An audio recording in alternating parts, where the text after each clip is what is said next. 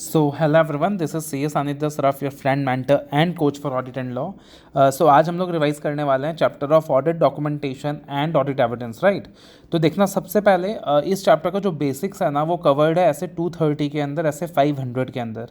तो ऐसे 230 जो स्टैंडर्ड है वो ऑडिट डॉक्यूमेंटेशन का स्टैंडर्ड है, और ऐसे 500 जो स्टैंडर्ड है वो ऑडिट एविडेंस का स्टैंडर्ड है, राइट।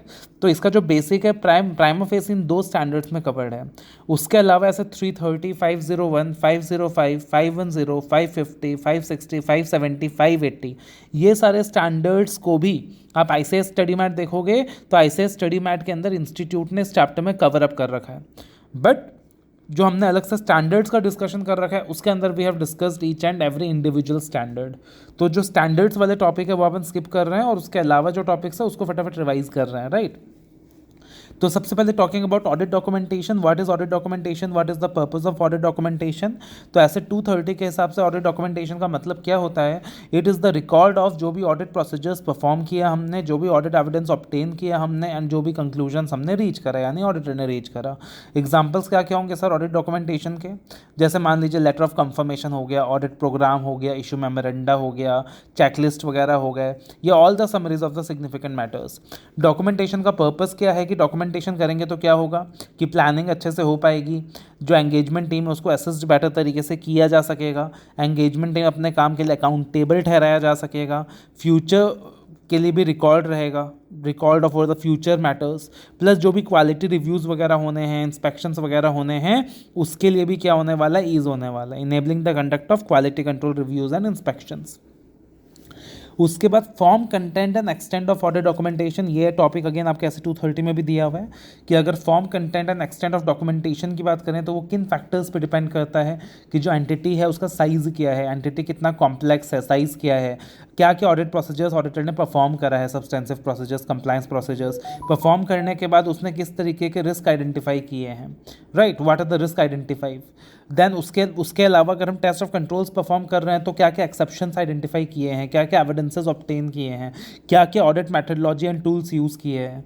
तो ये सारा अलग अलग फॉर्म कंटेंट एंड एक्सटेंट है, फैक्टर्स है। Size and complexity of the entity, nature of audit procedures, identified risk of material misstatement, significance of the audit evidence obtained, nature and extent of exceptions identified, the audit methodology and tools used. Then अगला topic है assembly of final audit file.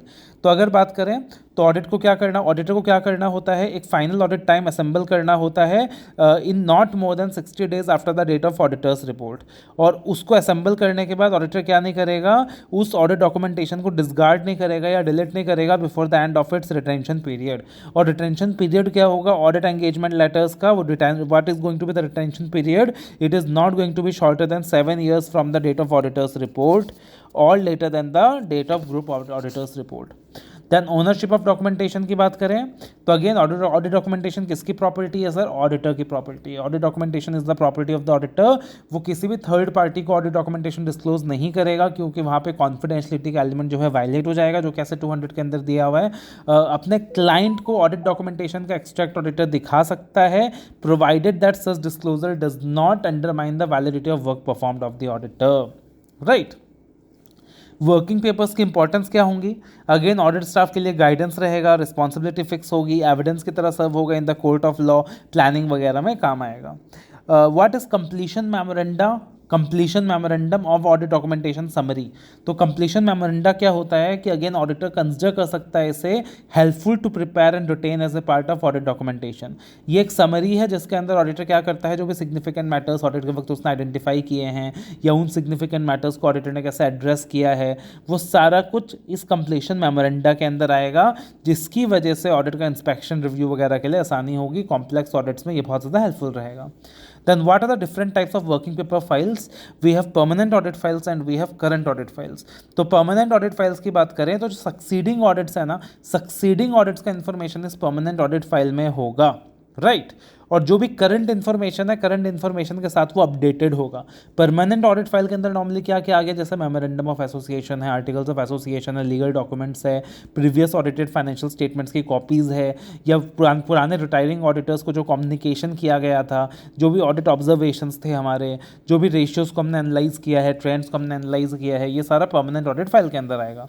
Current audit file के अंदर क्या क्या आएगा sir, तो current audit file की बात करें तो this contains information primarily related to the audit of a single period का इंफॉर्मेशन, जैसे कि हर साल का audit programme, analysis of transactions and balances, या फिर what is the record of NTE performed, है ना, लेटर ऑफ रिप्रेजेंटेशन जो क्लाइंट से मिला है या क्लाइंट के साथ जो डिस्कशन वगैरह हुआ है वो सारा कुछ आ जाएगा।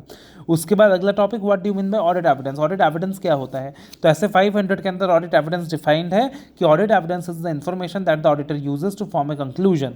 ऑडिट सफिशिएंट जो एविडेंस है वो सफिशिएंट भी होना चाहिए, अप्रोप्रिएट भी होना चाहिए। सफिशिएंसी का मतलब होता है quantity of audit evidence and appropriateness का मतलब होता है रिलायबिलिटी ऑफ ऑडिट एविडेंस। क्या क्या फैक्टर्स हैं जो अफेक्ट करेंगे sufficiency and appropriateness of audit evidence? तो बहुत सारे फैक्टर्स हैं कि सर वो जो एविडेंस है कितना मटेरियल है, रिस्क कितना ज़्यादा है, risk of material miss statement कितना है, इंटरनल कंट्रोल सिस्टम हमारा कितना एडिक्वेट है, जो इन्फॉर्मेशन अवेलेबल है वो कितना रिलायबल है, जो ऑडिट प्रोसीजर्स हमने परफॉर्म करे उसका रिजल्ट्स क्या क्या निकला। तो मेटलिटी हो गया, then risk of material misstatement हो गया, size and characteristic of population, adequacy of internal control system, results of auditing procedures including frauds and errors, types of information available. Then reliability of audit evidence एक topic है कि audit evidence अगर हम reliability की अगर हम बात करें तो ओरिजिनल डॉक्यूमेंट्स हमेशा फोटोकॉपी से ज़्यादा रिलायबल होता है। देन जो एविडेंसेस ऑर्गेनाइजेशन के अंदर से मिला वो ज़्यादा रिलायबल होता है, या जो एविडेंसेस ऑर्गेनाइजेशन के बाहर से मिला, राइट। तो यहाँ पे ये पार्टिकुलर चीज़ अपने को देखनी होती है कि कौन सा जो एविडेंस वो ज़्यादा रिलायबल होता है। ऑडिटर जब खुद इन्फॉर्मेशन ऑब्टेन करता है वो ज़्यादा रिलायबल होता है, या थर्ड पार्टी के थ्रू जब वो ऑब्टेन करता है वो ज़्यादा रिलायबल होता है। तो evidences obtain directly by the auditor are more reliable than obtain indirectly. Evidences are more reliable when the internal control system is strong, right. Information obtained outside the entity from an independent source is more reliable than the evidences that is generated inside the entity because that may be manipulated also. क्या क्या procedures हो सकते हैं to audit evidence, to obtain audit evidence? तो एक risk assessment procedures हो सकता है, एक टेस्ट ऑफ कंट्रोल्स हो सकता है। रिस्क असेसमेंट प्रोसीजर्स की बात करें तो अगेन रिस्क असेसमेंट प्रोसीजर्स की अगर हम लोग बात करें, ऑडिट प्रोसीजर्स की बात करें तो उसके अंदर फर्दर क्या क्या चीज़ें आ सकती हैं? सब्सटेंसिव प्रोसीजर्स भी आ सकती है फर्दर, राइट। क्या आ सकती है? सब्सटेंसिव प्रोसीजर्स भी आ सकती है फर्दर, टेस्ट ऑफ डिटेल्स भी आ सकता है फर्दर। एंड बाकी जो ऑडिट प्रोसीजर्स हैं दैट उसके अंदर ऑब्जर्वेशन आ सकता है, रिकैलकुलेशन आ सकता है, इंस्पेक्शन आ सकती है, इंक्वायरी आ सकती है, रीपरफॉर्मेंस आ सकता है, ये सारा कुछ आ सकता है। And then we have test of controls. Test of controls का मतलब क्या होता है? टेस्ट ऑफ कंट्रोल्स में be defined as an audit procedure that is designed to evaluate the operating effectiveness of controls in preventing, detecting और correcting material misstatement at the assertion level.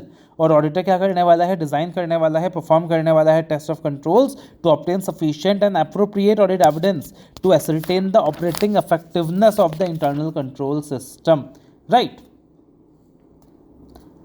उसके अलावा nature and extent of TOC. तो जब भी auditor TOC perform करेगा तो auditor क्या करेगा? बाकी ऑडिट प्रोसीजर्स भी इन कॉम्बिनेशन परफॉर्म करेगा to obtain audit evidence about the effectiveness of controls, to identify, to ascertain कि कंट्रोल्स कब आइडेंटिफाई किए गए थे, जो कंट्रोल्स अप्लाई किए गए हैं वो कितने कंसिस्टेंट हैं। ये सारी चीज़ ऑडिटर क्या करेगा? आइडेंटिफाई करेगा, डिटरमाइन करेगा whether the controls to be tested depend upon other controls and if so whether it is necessary to obtain evidence supporting the effective operation of those indirect controls. कि जिन controls को हमें test करना है क्या वो बाकी कंट्रोल्स पर भी निर्भर है, क्या बाकी इनडायरेक्ट कंट्रोल्स भी हैं जो उसको इन्फ्लुएंस कर रही हैं, और क्या अपने को उन इनडायरेक्ट कंट्रोल्स का भी एविडेंस लेना होगा, राइट। फर्दर अगर हम लोग बात करें तो इंक्वायरी अलोन क्या सफिशिएंट है to test the operating effectiveness of controls? The answer is no, inquiry alone is not sufficient to test the operating effectiveness of controls. Accordingly other audit procedures also the auditor needs to perform in combination with inquiry, right. And what are the matters that the auditor may consider in determining the extent of TOC? So that includes क्या क्या matters हैं जो auditor consider करेगा इन determining the extent of TOC? That includes कि भैया control से कितना deviation है, what is the expected rate of deviation from the internal control system. वो जो कंट्रोल है उसको कितना फ्रीक्वेंसी में चेक किया जा रहा है, the frequency of the performance of controls by the entity. वो जो कंट्रोल्स है what is the length of time during the audit period that the auditor is relying on the operating effectiveness of the controls. वो जो evidence obtain किया गया है to ascertain the effectiveness of controls वो कितना relevant है, वो कितना रिलायबल है, वो कितना रेलिवेंट है, वो कितना रिलायबल है। तो ये सारी चीज़ें क्या करने वाला है? ऑडिटर चेक करने वाला है। उसके बाद what is going to be the timing of TOC? The auditor shall test controls for the particular time or throughout the period for which the auditor intends to rely on those controls in order to provide an appropriate basis for the auditor's intended period. Substantive procedures क्या होते हैं? तो substantive procedures को define किया जा सकता है as audit procedures design to detect material misstatement at the assertion level. और सब्सटेंसिव प्रोसीजर्स के अंदर टेस्ट ऑफ डिटेल्स भी आते हैं और सब्सटेंसिव एनालिटिकल प्रोसीजर्स भी आते हैं। टेस्ट ऑफ डिटेल्स की बात करें तो इंक्वायरी हो गया, इंस्पेक्शन हो गया, एक्सटर्नल कंफर्मेशन हो गया, रिकैलकुलेशन हो गया, ये सारी चीज़ें हो गई। और सब्सटेंसिव एनालिटिकल प्रोसीजर्स का मतलब रेशियो एनालिसिस हो गया, करंट ईयर के इन्फॉर्मेशन को प्रीवियस ईयर से कंपेयर करना है, इंडस्ट्री के डाटा के साथ कंपेयर करना है, जिसका कॉन्सेप्ट अपन ऐसे 520 में अच्छे से देखते हैं। ऑडिट एविडेंस कितने प्रकार के होते हैं? What are the types of audit evidence? तो again depending upon nature, depending upon source को क्लासिफाई किया जा सकता है। Depending upon nature we have visual evidence, oral evidences, documentary evidences. Depending upon source we have internal evidences, external evidences, right. Then internal evidence का मतलब क्या होता है? एक्सटर्नल एविडेंस का मतलब क्या होता है? इंटरनल एविडेंस का मतलब जो ऑर्गेनाइजेशन के अंदर क्रिएट किया जाता है, जैसे कि डुप्लीकेट सेल्स इनवॉइस हो गया, मिनट बुक्स हो गया, इन्वेंट्री रिपोर्ट्स हो गया। और एक्सटर्नल एविडेंस मतलब जो ऑर्गेनाइजेशन के बाहर से जनरेट होता है, जैसे कि बैंक स्टेटमेंट हो गया, लीज एग्रीमेंट हो गया। इसलिए एक्सटर्नल एविडेंस हमेशा इंटरनल एविडेंस से ज़्यादा रिलायबल होता है। देन डिपेंडिंग अपॉन नेचर हमने क्लासीफाई किया as visual, documentary and oral. तो विजुअल एविडेंस का मतलब क्या हो गया? Evidence in the form of observation. Then documentary evidence का मतलब क्या हो गया? Written documentation. And oral evidence का मतलब क्या हो गया? जिसका कोई फिजिकल एग्जिस्टेंस ही ना हो, जैसे कि मैनेजमेंट से जो भी बातचीत हुई है, दोस्त चार्ज विद गवर्नेंस से जो भी बातचीत हुई है। The next topic, what are the assertions that are confirmed by performing audit procedures. तो कौन कौन से असर्शंस है जो कंफर्म किए जा सकते हैं? तो कंप्लायंस प्रोसीजर्स परफॉर्म करके हम लोग 3 असर्शंस वेरीफाई कर सकते हैं। पहला एग्जिस्टेंस, दूसरा इफेक्टिवनेस, तीसरा कंटिन्यूटी। एग्जिस्टेंस मतलब कंट्रोल एग्जिस्ट करता है कि नहीं, इफेक्टिवनेस मतलब कंट्रोल ऑपरेट कर रहा है कि नहीं इफेक्टिवली, एंड कंटिन्यूटी मतलब through out the period controls काम कर रहे हैं कि नहीं। सब्सटेंसिव प्रोसीजर्स परफॉर्म करते वक्त ऑडिटर कौन कौन सा असर्शंस वेरीफाई कर रहा है? एग्जिस्टेंस, कि वो जो एसेट लायबिलिटी है वो एग्जिस्ट भी करता है कि नहीं, राइट। ऑकरेंस, वो ट्रांजैक्शन सच में ऑकर हुई थी कि नहीं। कंप्लीटनेस, कि सारे एसेट्स लायबिलिटीज को रिकॉर्ड किया गया है कि नहीं। वैल्यूएशन बराबर है कि नहीं। ट्रांजैक्शन को प्रॉपर अमाउंट में मेजर किया गया है कि नहीं। वो जो एसेट है वाकई एंटिटी का राइट है कि नहीं, या वो जो लायबिलिटी है वाकई एंटिटी का ऑब्लिगेशन है कि नहीं। एंड प्रेजेंटेशन एंड डिस्क्लोजर, की जो भी प्रेजेंटेशन एंड डिस्क्लोजर है वो शेड्यूल 3 के हिसाब से है या नहीं है, राइट। उसके अलावा अगर हम लोग बात करें तो व्हाट आर द असर्शंस जिसको about the account balances at period end, what are the assertions about presentation and disclosure, and what are the assertions about class of transactions. तो क्लास ऑफ ट्रांजैक्शंस की बात करें तो transaction occur हुआ कि नहीं, transaction complete है कि नहीं, ट्रांजैक्शन एक्यूरेट है कि नहीं, कट ऑफ द ट्रांजैक्शन की करेक्ट अकाउंटिंग पीरियड में उसको रिकॉर्ड किया गया है कि नहीं, उसको प्रॉपर अकाउंट में क्लासीफाई किया गया है कि नहीं। Assertions about account balances at the period and, कि वो जो एसेट्स है वो एग्जिस्ट करती है कि नहीं, वो जो लायबिलिटीज है वो एग्जिस्ट करती है कि नहीं। Rights and obligations, whether that really represents the right और ऑब्लिगेशन। कंप्लीटनेस, कि whether those are completely recorded. And valuation, की वैल्यूएशन प्रॉपर है कि नहीं। Assertions about presentation and disclosure, कि अगेन प्रॉपर ऑकरेंस है कि नहीं, सारे जितने भी डिस्क्लोजर्स है वो प्रॉपर है कि नहीं, कंप्लीट है कि नहीं, क्लासिफिकेशन प्रॉपर है कि नहीं, and accuracy and valuation. And then finally we have the concept of true and fair, कि ट्रू एंड फेयर का कॉन्सेप्ट क्या होता है।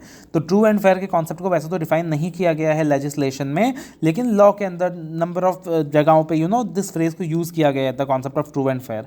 जैसे कि सेक्शन 128 की बात करें तो बोला गया है कि जो भी बुक्स ऑफ अकाउंट्स होंगे वो ट्रू एंड फेयर होने चाहिए। सेक्शन 129 की बात करें तो बोला गया है कि financial statements true and fair होने चाहिए। सेक्शन 143 सब सेक्शन 2 की बात करें तो ऑडिटर को रिपोर्ट करना होता है कि financial statements true and fair है कि नहीं है। ओवरऑल अगर हम लोग बात करें तो कैसे ऑडिटर असरटेन करेगा कि कोई भी चीज़ ट्रू एंड फेयर है कि नहीं है, financial statement true and fair है कि नहीं है। तो ऑडिटर देखेगा कि कहीं एसेट्स का अंडर वैल्यूएशन तो नहीं हुआ, ओवर वैल्यूएशन तो नहीं हुआ, सारी वैल्यूएशन प्रॉपर हुई है कि नहीं, कहीं मैटेरियल एसेट्स को ऑमिट तो नहीं किया गया है, मैटेरियल लायबिलिटीज़ को ऑमिट तो नहीं किया गया है, P&L में प्रॉपर डिस्क्लोजर है कि नहीं है, अकाउंटिंग पॉलिसीज़ कंसिस्टेंटली फॉलो हो रही हैं कि नहीं हो रही, रिवैल्यूएशन वगैरह सही तरीके से हो रहा है कि नहीं हो रहा। तो all this thing the auditor is going to ascertain, the auditor is going to check. तो ये अपना छोटा सा चैप्टर था, that is the chapter of audit documentation and evidence. तो अगेन आप मान के चल सकते हो कि 4 से 5 नंबर आपको मिनिमम इस चैप्टर से देखने को मिल जाएगा। And as I told you ICSE study mat के अंदर ऐसे 230, 330, 500, 500, 1, 500, 5, 510, 550, 565, 70, 580 इन सारे स्टैंडर्ड्स के भी कॉन्सेप्ट इसी चैप्टर के अंदर ICSE ने दिए हुए हैं।